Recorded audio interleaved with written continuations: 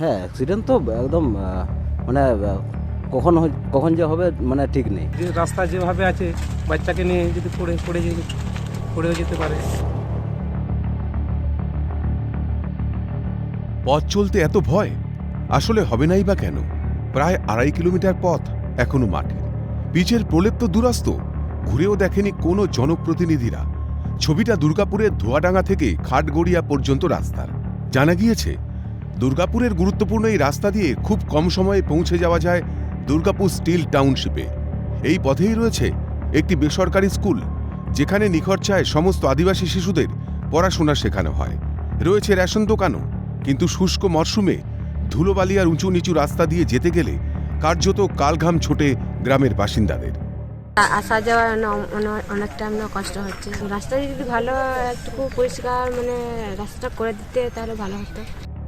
আর বর্ষাকালে প্রাণ হাতে নিয়েই কাদামাখা রাস্তা দিয়েই যাতায়াত করতে হয়। রাস্তা খারাপ, মানে আসা যাওয়া আমাদের অনেক অসুবিধা হয়। জল হলে আমাদের আবার অনেক অসুবিধা হয়, মানে চলাও যেতে পারে না।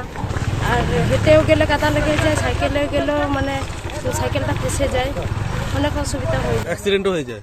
হ্যাঁ, হয়েও যায়। 2.5 কিলোমিটার দীর্ঘ এই রাস্তাটি সংস্কার হলে আদিবাসী অধ্যুষিত দাসিরবাঁধ, বংশীপাড়া, মোহন্তপাড়া সহ বেশ কয়েকটি গ্রামের প্রায় 1000 মানুষ উপকৃত হবেন। গত অক্টোবর মাসে পাকা রাস্তার দাবিতে দুর্গাপুর মহকুমা শাসকের দপ্তরে একটি লিখিত আবেদন জানানো হয় আদিবাসী গাওতা জমিত সংগঠনের পক্ষ থেকে, কিন্তু তাতেও লাভ কিছুই হয়নি। আমরা এসডিও নিকট আমরা এটাও ডেপুটেশন মাধ্যমে জানিয়েছিলাম। তারপরে আমরা প্রতিনিধিমূলক আমরা গিয়ে পরে স্মারকলিপি দিই, যাতে এই রাস্তাটা যাতে আমাদেরকে তৈরি করে দেওয়া হয়, নাহলে আমাদের খুবই অসুবিধার মধ্যে আছি। মাননীয় মুখ্যমন্ত্রীর কাছেও এবং এখানে যারা আছেন প্রশাসক মণ্ডলে সবাইকে আমরা অনুরোধ করব যাতে এই রাস্তাটা যাতে পাকা রাস্তাটা করে দেওয়া হয়, তাহলে আমরা খুবই কৃতজ্ঞ থাকবো ওনাদের উপরে।